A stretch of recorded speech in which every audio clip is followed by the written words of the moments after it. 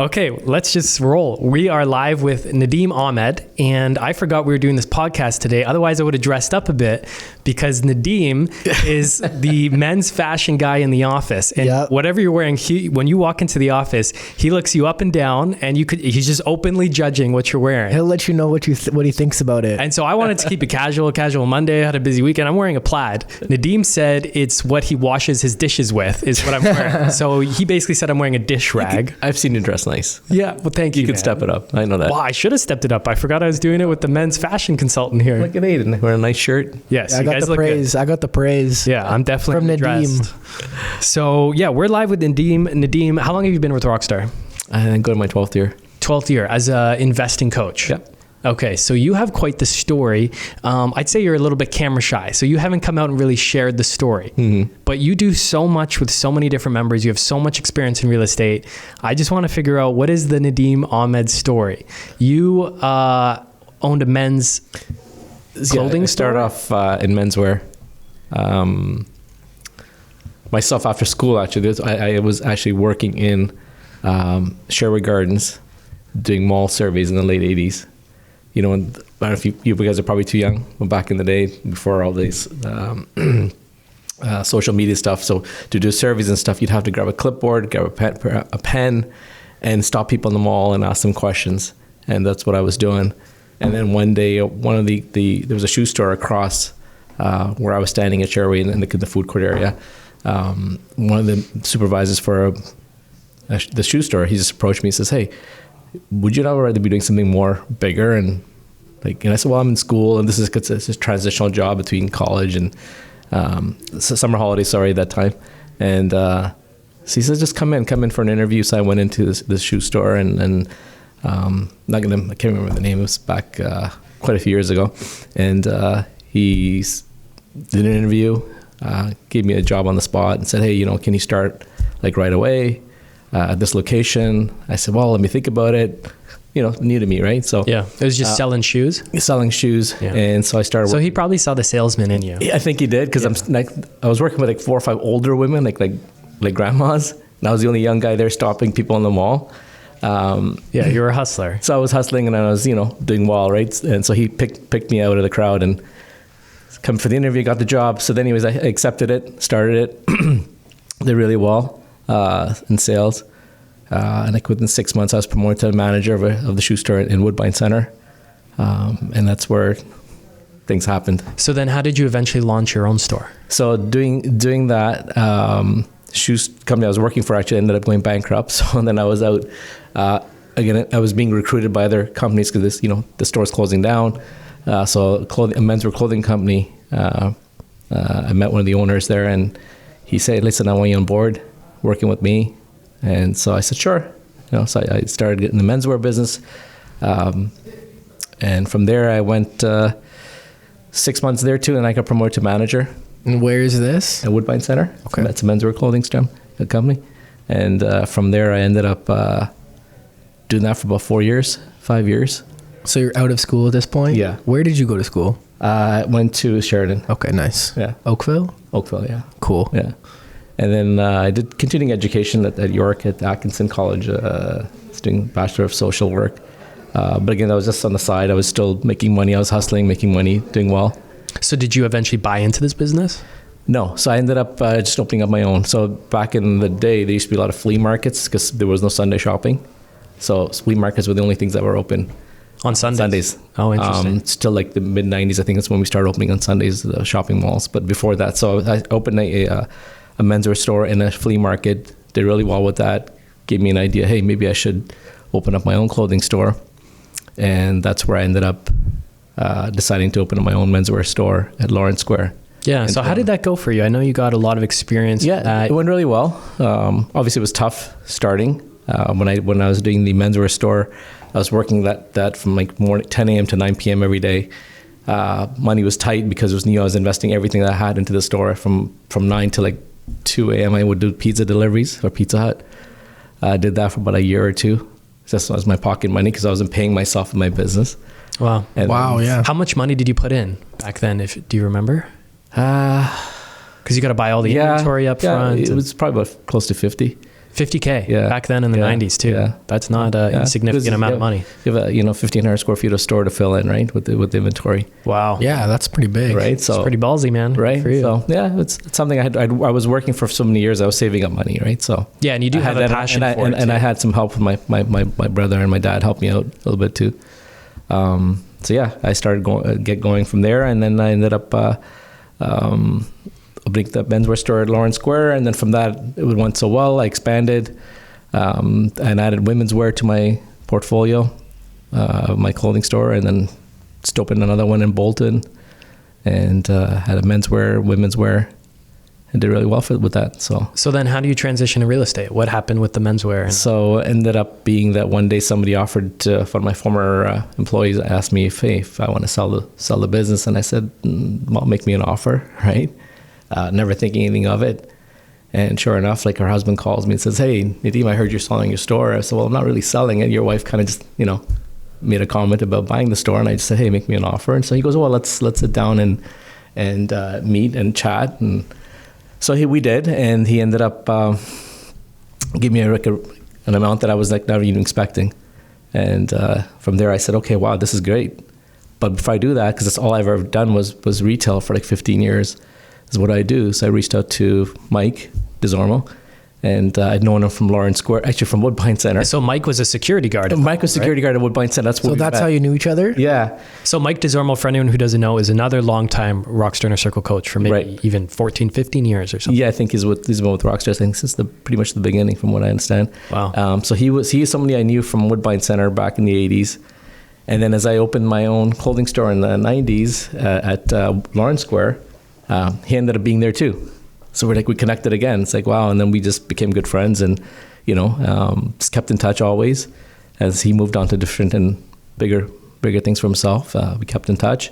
He became a customer. He was always just shopping in my store. And then one day when I was selling the store, I said, hey, Mike, what do I do? Like, do I sell the store? Like, he says, just come work with me at Rockstar. I'm like, tell me more about Rockstar. He said, just come to the office and I'll show you around. So when I came to Rockstar, we were in Burlington at that time. And as I went and saw the operations that we were doing, and it's just not just a regular real estate agency, because I never really wanted to become a realtor. That was never a dream. But when I saw what we were doing with investors, putting portfolios together, helping people succeed, and It is different because you're almost like an investment advisor. correct. As opposed to a realtor. Like obviously you are still a real estate agent, but Right. it's a totally different approach. You're looking at numbers and cash flow and And that's what portfolio what moves, attracted me. achieving financial goals. Totally, yeah. And for me, myself, what attracted me too was because I never invested before. And reason being, just growing up in an immigrant family from the 70s, 80s. What's your background? Pakistani. Yeah. I was born here in Canada, but my parents were immigrants. And so their mentality was to work hard, save your money, put it in a shoebox and in the mattress, and save it for the rainy day, right? Yeah. There was always that myth about, renters don't pay rent, they destroy properties, so just be safe, play the safe card, right? So then did you end up buying a property with Mike before you ended up getting your license? No. So I ended up coming to Rockstar and just learning the systems, right? Learning how it's done. When I first started with Rockstar, basically all I did was at that time was I was helping tenant fills. Okay, cool. Yeah, Right? that's how everyone starts. I From the feel back like. end, right? That's probably the right way to go. Yeah, It's the best totally. way to get real estate. Because then you understand, because your tenants are your business and in real estate. So if you can learn from that end and work your way up, and that's what I did. Yeah, it feels like so many people here have started from doing those property fills. Yeah, and working with Mike, it was really good because he was helping me a lot, teaching me, and from that I just learned about numbers, number crunching, type of properties, and at that time renting was really big. So that was something that I got into. Being an investor, first-time investor myself, when I first bought my property in Bowmanville, it was more about feeling safe, and I felt like rent home was safe because you get an option payment up front, right? You get a tenant who's going to take care of all the utilities, take care of all the wear and tear on the property, because they're going to eventually buy the house. They have skin in the game. They have skin in the game as well, yeah. And so that made me comfortable doing that. So after these tenant fills and learning about Rockstar and investing in real estate, that's when you always- decided to pull the trigger? But buy the rent-to-own Okay, cool. property, get a rent-to-own tenant, get a nice option payment up front, made me feel comfortable. The tenant took care of all the expenses. Basically, every year I would just go and just do my routine check on, furnace filters, batteries, and just doing a walkthrough in the property. Just with the Once that tenant is in there, the maintenance is very. on the rent-to-own, it's a little different, right? So you don't really have anything to do. Yeah. So Okay, so you bought your first one, and then you transitioned to working with investors here, yep. primarily with rent-to-own at the time still? Rent-to-own was still pretty big at that time, and that's something that I was good at that time, right? Because I'd done my own and had done a lot of tenant fills for rent-to-own. How many rent-to-owns do you think you've done over the years? That's a good question. Over or under 100? Under 100, but up there though for sure. Over under 50? Excuse me. Over 50. Over 50, yeah. And you still like rent-to-own in today's market as well, like for the right situation, depending on what someone's looking for. Well, it depends. Sometimes I get an investor that's been investing for quite a few years and they're comfortable in doing what they're doing, looking at multi units, doing conversions, looking at student housing, which is actually one of my favorites as well. Yeah. It depends on the investor. Sometimes if they're like green like me and they're a bit, gun shy to invest, then I definitely recommend a rent-to-own as a first option for them. And why are they typically scared to invest? Maybe some of the new green people, is it just worried about tenants? What's the main worry? I think the main worry, probably the same as what I had. The fears, the tenants are not going to pay rent, or they're not going to take care of the property, and I'll have overhead costs that'll occur. It's usually on a rent-to-own, it's more of a turnkey property, right? So you've done your inspection, you've seen the big tickets like the roof, foundation, furnace, air conditioning, windows. Those are the big tickets, right? So if you're able to do the inspection on the property, it's pretty much nothing except for wear and tear that's going to happen on the property. Yeah. And these properties we look for rent-to-own are a bit more than just four walls and clean space, right? You want something that's going to be more attractive, that someone's going to buy the house than just a rental property. How have you seen the market change since when you first started, let's say 12 years ago to today? Like how has it evolved? Obviously price points have changed. Rents have increased. Immigration's Accelerated? We've been seeing how big it's getting our cities. So there's a lot more demand for rental property. So before it was a bit of a struggle where you would have to wait to get that one tenant, but now it's like, you put an ad out and you also do a lot of fills, both of you, and you see like what the demand is right now. How long were you waiting on average 10, 12 years ago? For a rental property to get leased, 3 to 6 weeks is for a rental, 4 to 8 weeks for a rent-to-own. Mm-hmm. Yeah, it is a bit tougher to find someone who wants to do the rent-to-own situation. Yeah, now right? pretty much you put an ad out, within a week you'll find a pretty good tenant. Yeah, and it just depends how strict you want to be at that point. For sure, how you want to filter through what your criteria is, what you're looking for. Yeah, like I'm filling a property right now, and I've turned down 100 people. And I know because I have my pre-screening Google form set up, and not like all of those people have been turned down, but for one reason or another, they haven't worked out. They didn't meet the standards that you were looking for. So it's not even me, it's the landlord I'm working with. Yep. He's very, very strict with what he's looking for. So a lot didn't even make it to the showing. And I then see. The ones that did make it to the showing, a lot haven't followed through because it's a nice new townhome, but it doesn't have a backyard. Where is this? This is in Barrie. Okay. And it's taken me a lot longer. Wow, but in part a lot of because people have been reaching out. A lot of people have been reaching out. It's a beautiful home, but it doesn't have a backyard, which is turning a few people off, which has been a big lesson for me, how much people value the yard. Even though it has a nice balcony up front, especially in Barrie, people are used to having the backyard. Yeah. This is like a new subdivision. Surprised that's in Barrie, because I know like locally, when you look at Oakville or Mississauga or Toronto townhomes that they're building, there is no backyards anymore because there's no space, right? Yeah, or they're tiny. Yeah. I just think in Barrie, like traditionally, more north, just big lot sizes, big backyards. People grew up in that area, are kind of used to that. And now it's like this subdivision where they just crammed all these modern townhomes and condo buildings, and it doesn't have that. Right. But yeah, me coming from GTA, I'm just like, this is that's what it is. Yeah, and a lot of people are coming from the GTA because they're working out there, they're commuting, or they work in Toronto, but they want more space or their money to go further. So Barrie's become like a suburb of Toronto. Right. To your point about how everything's changed in the last 10 years. And Nadeem, I know now you do a lot in St Catharines and you like that area, but when you first started, was it less in St Catharines just because maybe now, since the population's grown over the last 10 years, there's been less demand there? It's more about inventory. I found that before Hamilton was our go-to. Yeah. And Kitchener, Cambridge. I used to do a lot of rent-to-owns in Cambridge when I started. But that's definitely changed, yes. It's just also the price point. I think price point-wise, Niagara region offers a bit more. And I find for whatever reason, I always find a good tenant pool in the Niagara region for a rent-to-own or for a single family or even for multi-units. Just been happy and comfortable. Working through over the years, I've met quite a few people who develop property, purpose-built, student rentals. They do a lot of multi-units.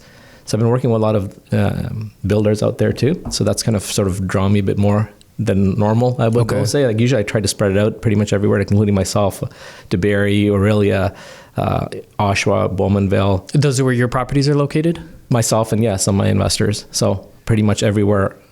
I pretty much not in one area. It's just pretty spread You like out. to be spread out, yeah. But it just recently has been more because I'm working a lot more builders for purpose-built properties that I've been driving more to that You've side. had some cool opportunities to work with there. Correct, yeah. What are your thoughts on having all your properties in one kind of location, one city, versus how you're spread out? It does work well if you are managing yourself to have everything in one area. Because Anthony, you're like that. Your properties are so close together there in St. Catharines. Because you're managing yourself, right? But if you have management teams in place, you're good to spread out. Again, it's all about the value, what you're getting, right? Yeah, from a management perspective, I love it because it's one drive out there. All the properties are within 7 minutes max drive of each other. So it's great. I can bang out, my quarterly inspections or biannual inspections all in the same day and stuff. I can knock off tasks. But then I do think sometimes about how it would be nice to almost diversify a bit because you are location dependent. Now, St. Catharines, has a lot going for it in the Niagara region, and so does everywhere in Southern Ontario. Yeah, totally. So I'm actually not too concerned about that because it's kind of tied to the overall Southern Ontario market. But I do see the value maybe of having different homes in different areas. Yeah. And also different strategies too. Yeah. It depends what you're focusing on. For example, if student rental is your focus, where would you rather be? Like, would you rather go to Peterborough, which is further out from our location, or trying to invest in Toronto, the big universities there? But again, the cost is a little bit higher.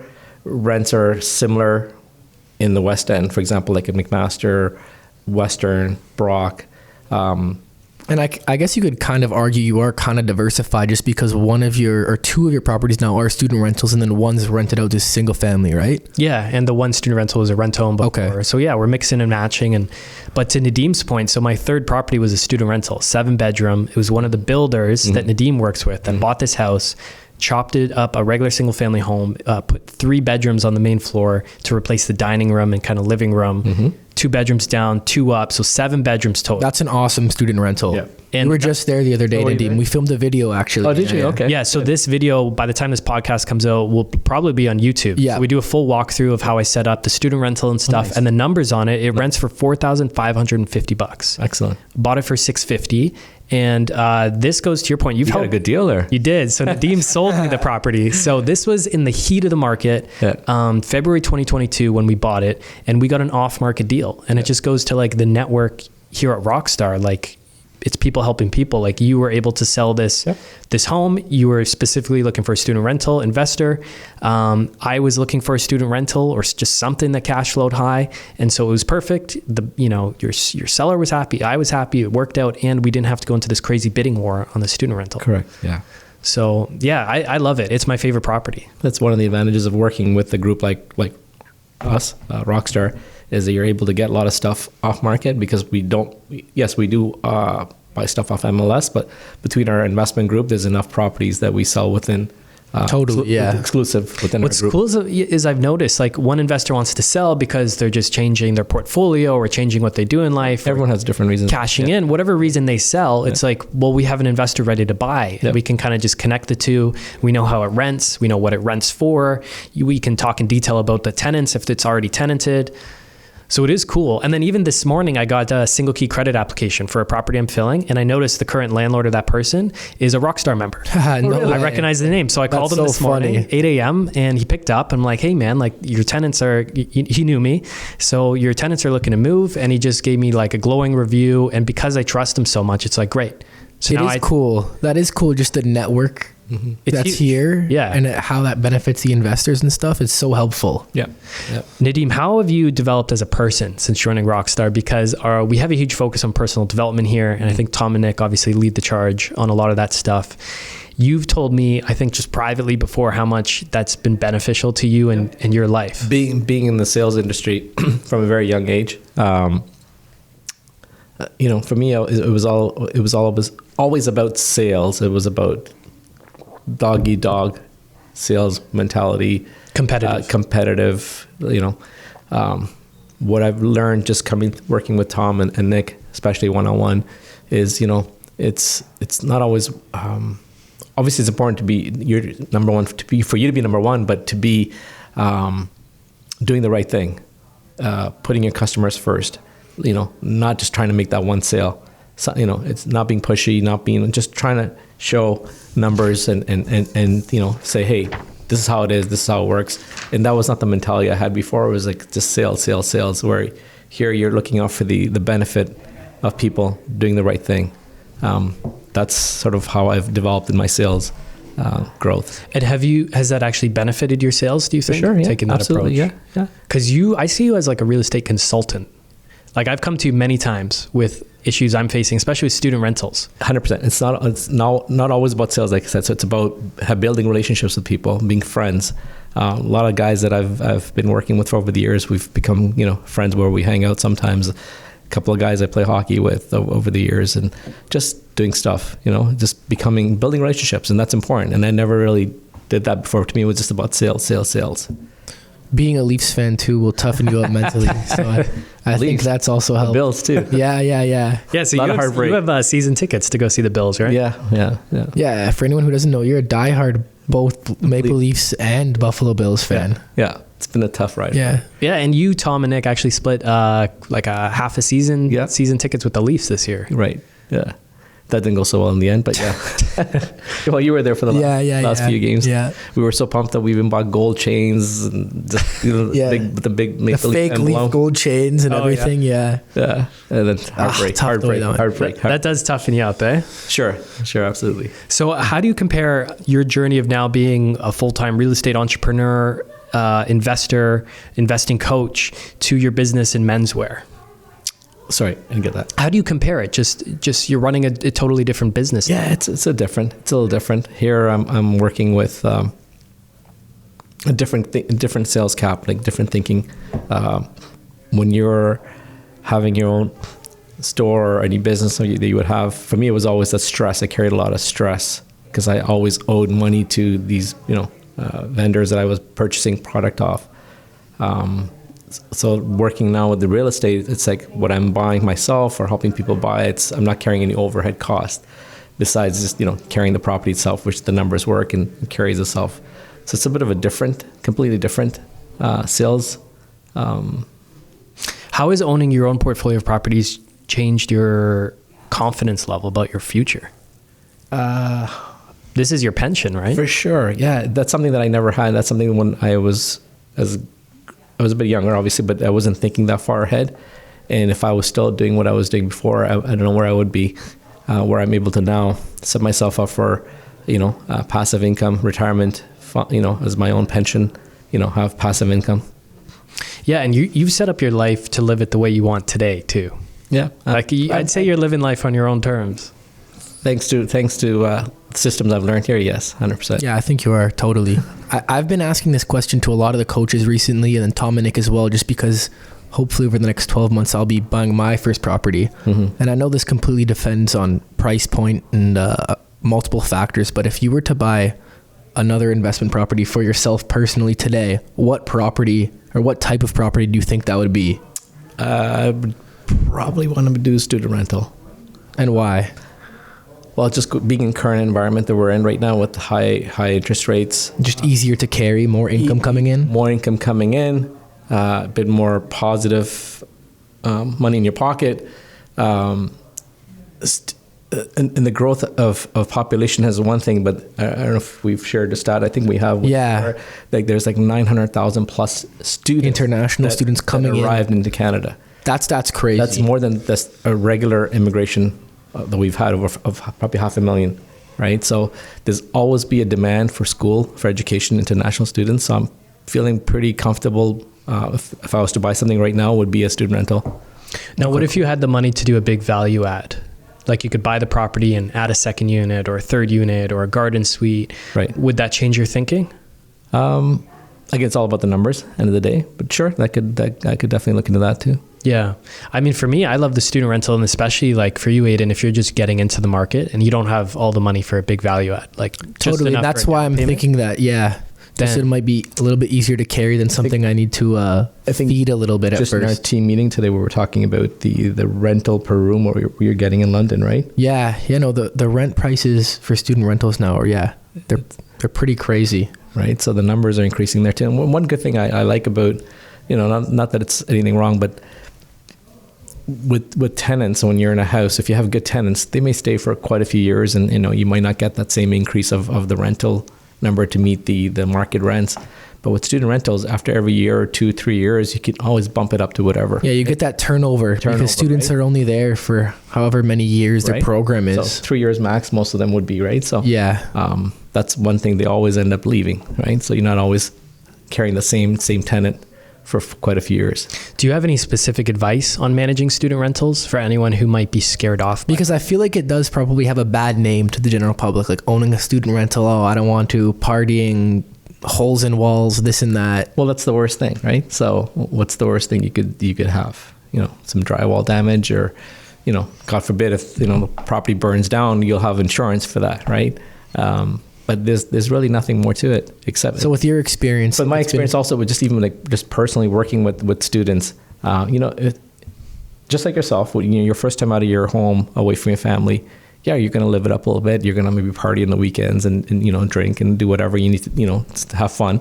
But you are there for an education, and you are there in a home that you're providing for them. But if you're showing this home respect, like what I do is I send cleaning ladies in every couple of months, to clean appliances, toilets, baseboards, things like that. That's cool. And I do see that now. I'm currently a student at Western, and I do feel like, landlords that show that they care or have some maybe property You'll management. respect the property Totally. back, right? Totally. So if I neglect it, just don't worry about it for a year, they're going to treat it just the way you're treating it, right?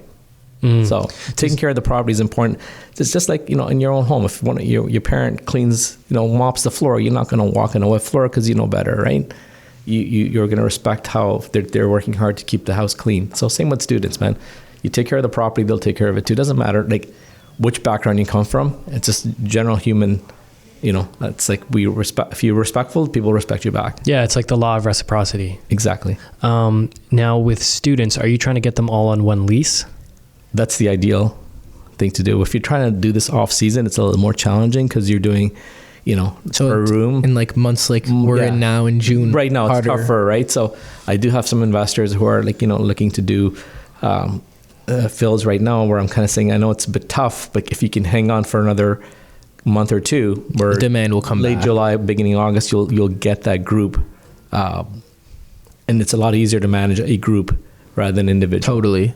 And then you got to worry about, and that's probably one of the myths that, hey, students fighting or something. If they're from individual groups, then it might, but if 5 or 6 people together you're moving in with, it's going to be a lot easier for you to manage because they'll be getting along because they know each other, right? Yeah. It's a group of friends. They're all on one lease. If someone doesn't pay, you serve an N4 to everyone on the lease. So there's social pressure on everyone else living in the home to then pay for that person to pay rent, because otherwise everyone gets evicted. That's the best way to do it for sure. Yeah. Group of friends, less likely to have tenant conflicts. And then for anyone who doesn't know, Nadeem, what are the best months? Because it's pretty much the same across most universities here in Ontario. When's the demand coming for people to sign the lease for a student rental? Usually after reading week or during reading week, say February, March, when you want to be ready for. And I see that at Western, almost in London, almost even earlier from December. Oh, do you say from December? Yeah. So I guess it's really, it can be anywhere there from December all the way till April. it depends where you are, what school you're at. If there's supply and they know there's supply, if there's a supply shortage, or like with Western and Yep. Guelph, I think we've seen there's a shortage of supply, then yeah, they'll start a bit earlier. And then that demand's there in those months because the leases start May 1st. Yep. So then people are They wanna looking be- yeah. a couple months earlier. And then not to say, like I said, like in August, you'll still be able to fill some properties because there are still some international students that are flying in. I'm not sure if you know that even at the airports, there are actually special immigration booths for the first international students. I've heard that. Yeah. And they're like students this way. Yeah, I have somebody, one of my Rockstar members, he works at the Air Canada, and he was mentioning to me that they have their own set up there for Just Aren't there's they all so getting many of on them coming big, like, in. tour buses and being, well, when they come off the plane, they're not going to the regular counter. There's a special counter for them to go to. And even when they exit once they've exited the airport, and I've seen this myself, is there, like, you know, if it's U of T or whichever school, they have their own welcoming committee there for you to welcome you at the airport. now where are most of these students living when they first arrive? I think a lot of them have pre-booked some rooms. Some of them are staying in short-term rentals if they haven't done that. How are you qualifying or screening some of these international students? Yeah, so that's where it kind of gets tricky. For local students, we are able to get the parental guarantee. Hard to do that with somebody across the world to get it. Yeah, and their identification could be different language. Different language. So I've been able to get a few months of rent up front just for comfort level, but that's pretty much been it. Yeah, it does feel like almost a bit of a filtering. gamble with the international students. But at the end of the day, they are here to study, and they are not. This is not home, so chances are more than likely that there shouldn't be any issues. Yeah, and they have the documentation and stuff. Like, They've got nowhere to go. Like, they're here. They're really relying on you, and you know they come with money to get an education, because again, it's not cheap, right? Coming in, international students pay a lot more than local. Yeah, tuition's locals. way higher for them. Yeah. Totally. you can meet them, get a gut feel. Yeah. How important has that been in all your years of filling properties and investing, just getting a good gut feel for the tenant? Yeah, it's, over the years, I know paper matters a lot, and applications and credit and everything. For me, it's a lot more of it's been, you know, things that I look for personally is previous landlord reference, employment, and my gut feeling. Being able to look somebody in the eye and just communicate with them and just get a read on them. Just being in do you ever sales get over the years. You've learned how to Yeah. figure people out. Yeah. Do you ever get a fishy feeling? Yep, for sure. Yeah, and those are the ones you kind of, you know, say, well, I'll get back to you, right? So. Have you ever gone against your gut and then kind of regretted it? So far, no. It's good. Wow. Yeah, Intuitive. yeah. I did once. I regretted it. Yeah. My first But tenant. just actually talking about that, but everything that they provided you seemed legit, right? Like, Everything was the employment there. was there, the down payment was there for you. I think it was your rent to own, right? From if I recall, Yeah, we got the down payment, which was a bit of insurance. Should they had their own things go south. business, right? They did. COVID put them out of business. So that was something that you didn't foresee, right? So there was a lot of external circumstances. So yeah, I don't know if I guess I didn't listen to my gut. They had everything in order and they really liked the place. So maybe not. Yeah, maybe it wasn't a gut thing. Like, it really was external circumstances. The relationship broke apart. Some mental health issues that obviously wasn't aware about with the one tenant that was still living after they broke apart, in terms of like hoarding and that type of stuff. But man, now that I've been through the nightmare tenant scenario, I'm glad, because it's like I've lived through it. And I Now you was can the one- conquer anything. As your Uncle Nick says, the most shit you deal with is the one that wins. Yeah, totally. Yeah, So- whoever Yeah. deals with the most. Most shit, you're gonna win. Yeah. and trust me, we've all been through it. It makes you stronger.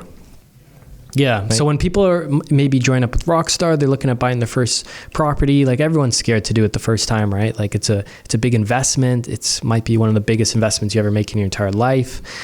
You know, how are you telling people, like, how are you transferring how much real estate has done for you over the years? And because I get frustrated with sometimes, because I don't know how to communicate, like, look, real estate's completely changed my life. It's changed so many lives of the people around me. Like, and I struggle a bit to communicate that at times. How do you deal with that? Well, it's a business. It's a business, right? So as I tell people, it's yeah. This stuff out there says, hey, you know, get rich quick, buy real estate. There's books. There's lots of reading material out there, videos, but it's an investment. You need to be a business person. It's a risk. Everything's a risk, right? Money doesn't come, just falls off the tree. You have to work for it, and it comes with risk. I find that it's a minimal risk because you're owning hard assets when you buy real estate. So it is, you'll always own land. And some of those factors that we go over here and talk about kind of make us confident about that. Sure. Yeah. And so that's the risk, right? But to me, it's minimal. In this environment with rates up, how are you combating that? Yeah. So again, it's the short term is not what you look at. It's not a short term thing. You look at you don't look at the next 6 months. You look at the next 3 years. You look at the next 5 years. A lot of people that I work with, I try and show them the 5-year projection. So, for example, somebody might say, well, I'm negative $300 every month on my property. That's $3,600 times, 3 is what, $10,800. But in 3 years, you property could be worth $50,000 more just in appreciation, or even having equity paid down in 3 to 5 years From the mortgage payment, and even through our historical data, and even through the slower times we've had, real estate still keeps going up. So even if you take the lowest amount of appreciation, like 2% or 3%, you're still going to be ahead of the negative cash flow in 3 to 5 years. So it's the longer picture you got to look for. It's the long game than the short game. Just zooming out. Yeah, and I think it was my dad say it the other day. It was like, do you think the dollar is going to keep being devalued? And if your answer is yes, real estate's going to keep going up. Yeah, 100%. That's how that's the mentality that I have. That's how the thinking I have. That's how I take the risk. That's how I encourage people to take. If you're the risk taker to get into real estate, sure, that's the way to go. And as broken as that is, it's just how our economy is. A lot of fills that I'm doing, a lot of tenants are telling me, hey, I was actually in the market to buy a house, but now I either can't qualify, or everyone around me is telling me that the real estate market is going to go down, like this can't continue. And I'll actually tell them, I'm like, do you think real estate's going to be higher or lower in 10 years from now? And they're like, higher. Okay. And they're still making that decision. And not like renting's wrong. Like, I rent myself where I live. Like, it makes sense, whatever your personal situation is, if it makes sense. But like it does concern me when I see people getting out of the market. I don't know if I've shared a story with you, but this lady I was working with many years ago, Rockstar, she lived in a basement apartment, and she's from overseas. She had money. She was here by herself. Her kids, family, everyone was back home. She lived in the basement, as referring to you renting. She rented rented a basement apartment. She ended up buying 3 properties, and over the 5 years of her owning these properties, just before COVID, before COVID, she sold all 3 of them, and her goal was to buy herself a mansion back home, and she actually did that. And where was back home? Somewhere in South America. Oh wow, that's cool. So she bought 3 properties 5 years prior. 5 years later, she sold all 3 properties, took the money, and moved back to her country. Wow. She was here for work for a few years, and she said, I'm here, I might as well invest. Mission accomplished. Right? So that's a really good story, yeah.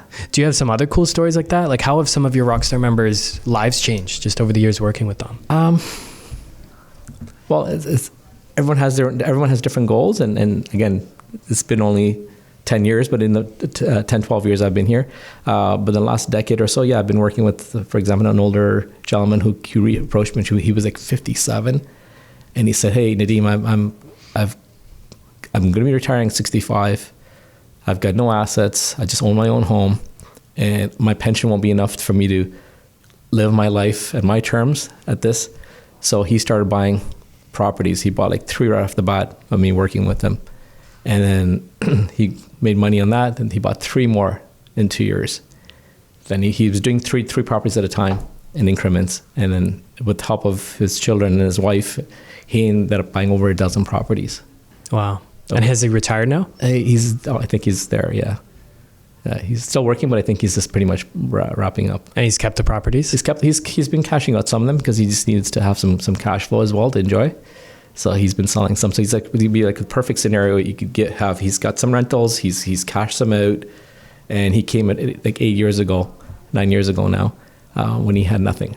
I think I know who you're talking about. Do they still come out to Rockstar meetups? Yeah, he's a VIP member. Yeah. Wow. Yeah, I didn't know his full story. Yeah, so he's done really well for himself, and now he's just living his life at his terms, and he started off really, really late. Have you ever cashed out any of your own properties? No, not yet. Do you think you will? Thinking about it, yeah. Nothing concrete, just thoughts come across that, yeah, you want to do this maybe. I did buy a property, just a shack of a house on a nice piece of land. The rent's not even covering my mortgage right now, but it's just more of a hut on a nice piece of lot. So I've got a renter in there paying rent. She's a good tenant. Where is this? It's in St Catharines near Brock.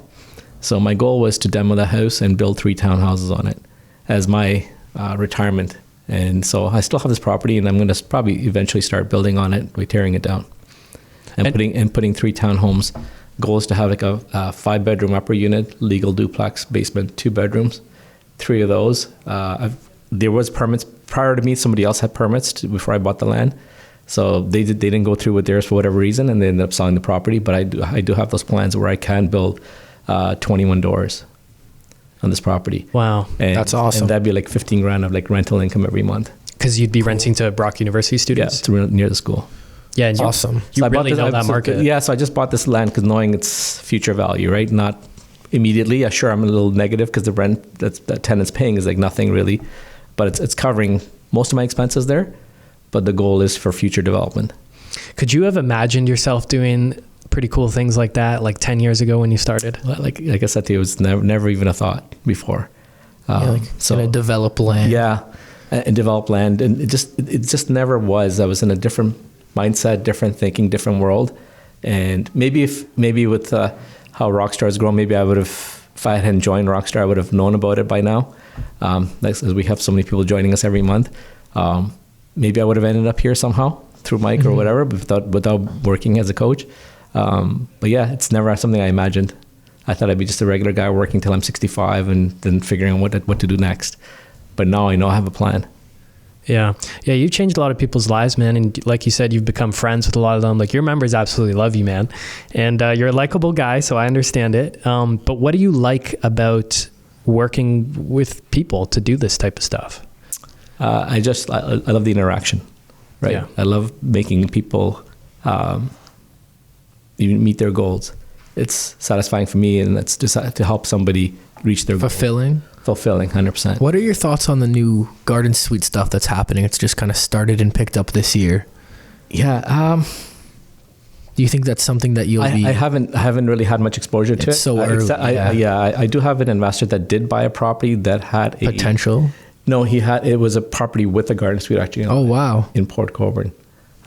So it's been a good rental income. And you think that the popularity of these may continue to increase over the next couple of years? Like, as discussed earlier, like there's a how does it growth shouting housing supply shortage.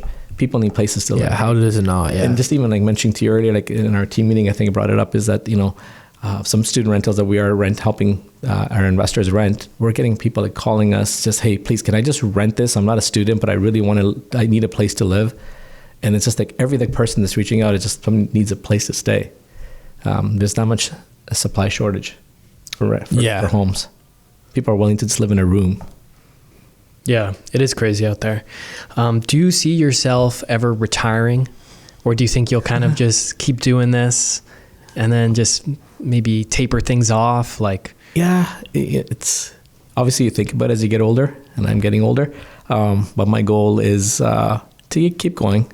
I do have an exit strategy, as I mentioned, about building a property and having some passive income. But till I'm physically capable and mentally there, I'll keep going. You're gonna keep going. Yeah, you love what you do, man. Yeah, it is cool to see. Yeah. You think we're gonna see a Leafs Stanley Cup? It's obviously. What are your thoughts for next season? I want the Leafs to win just for Nadeem. I don't even care if they win. Yeah. Just for Nadeem. How do you think next season's gonna go, Nadeem? It's gonna be tough, man. Who was it they just signed? The assistant GM? Who was it? With Shane Doan, they got the assistant GM. They got a new GM, Brad Traveling, I think, and. Lock up with Matthews and Marner and Nylander and the core forward, they still have to sign them. I know. Well, we'll see what happens. So without them, it's going to be challenging. If we can sign them and keep the group together, it seems like they're keeping Keefe, right? Yeah, well, I think so. Yeah. So and then I think he'll be on a short leash though. Yeah, you got to think so. If with the new GM, if the team doesn't Well, yeah, one more perform year the way that, I don't know what happens. right. It's just it's been.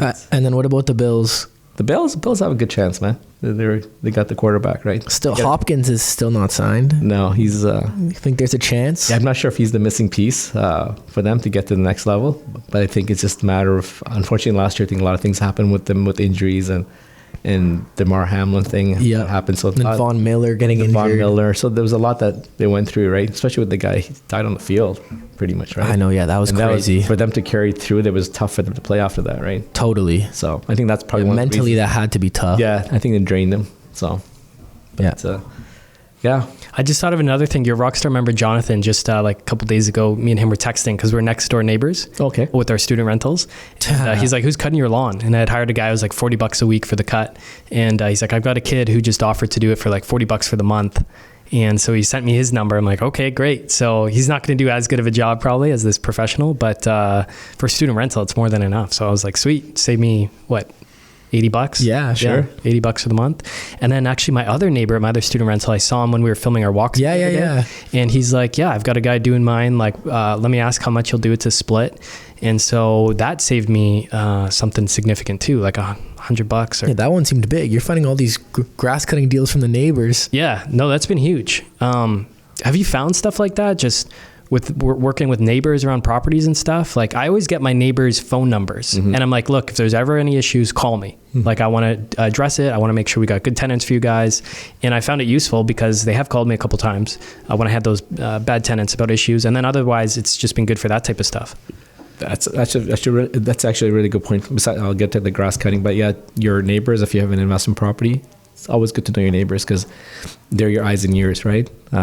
Just always, like when I actually go to my properties, I always bring, if it's family chocolates or students, give them some gift cards and stuff like that. But even for neighbors, right, that you have, just bring them something as a little gift. Always. You're bribing them? Well, not bribing, but just building a relationship, right? Like it's just they're important for you, right? Neighbors, because if you're living in Toronto and you have a property in like London or wherever, like how will you know what's happening? Here's some chocolate. Give me all reports on the property. Yeah, it is cool, man.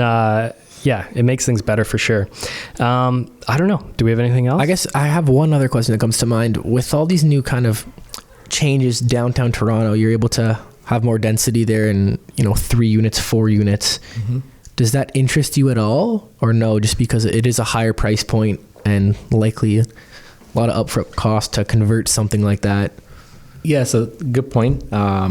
Downtown Toronto is the hub, always will always be. Yes, if it's something that you can work with numbers, again, getting so just if it makes sense, like anything. If it makes sense, just like anything, if you're able to able to get credit for it, to purchase that kind of property, for sure, absolutely, it would make sense. Yeah. Okay. Yeah.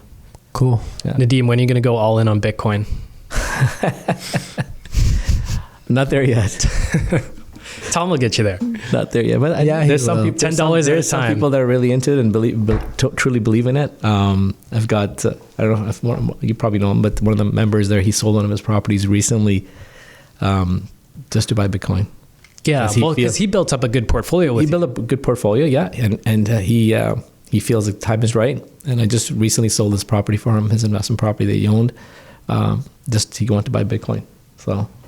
Yeah, he's a big believer, and he's also just trying to diversify a little bit out of real estate. 100%. Because he's so much in it. Yeah, so for everyone, everyone has a different. Right? For me, like I'm just comfortable holding real estate.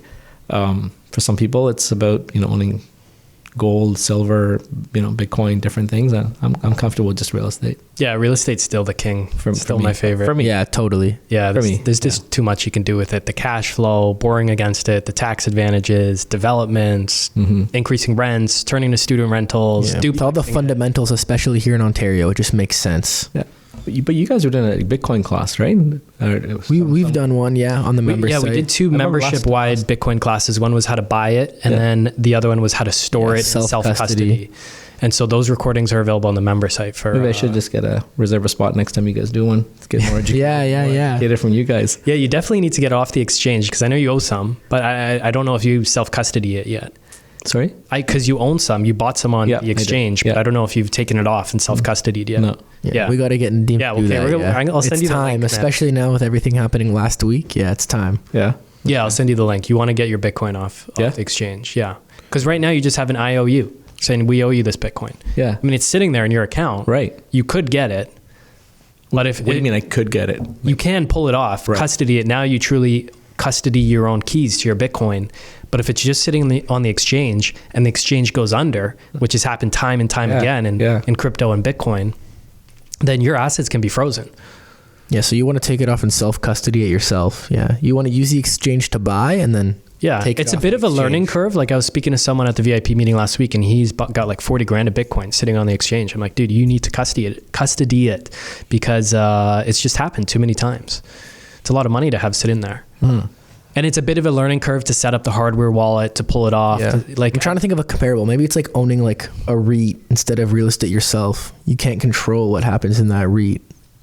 Yeah, the exchange technically owns your Bitcoin right now. They have custody of it. It's like keeping your gold in the bank and the bank goes under and you can't, they lock the doors, you can't get the gold out. Okay. So it's a similar And thing. we'll send Nadeem the link. Yeah. We'll send you the link, man. Send me. And then just shout out to you, man. You've helped me so much in the last few years grow my portfolio. 2 of my homes, man. One you noticed on MLS for me. That's now a great student rental for me. And then my other student rental that I love, you sold me that property and helped me out. So thank you, man. Well, me and my partner have a lot to thank. All good, man. Yeah, so appreciate it. Yeah. And thanks for everything you do here, man. Thanks for having me. Yeah, this was great. Thanks for having me in your chat here. Yeah. All right, cool. Thanks, guys. Awesome.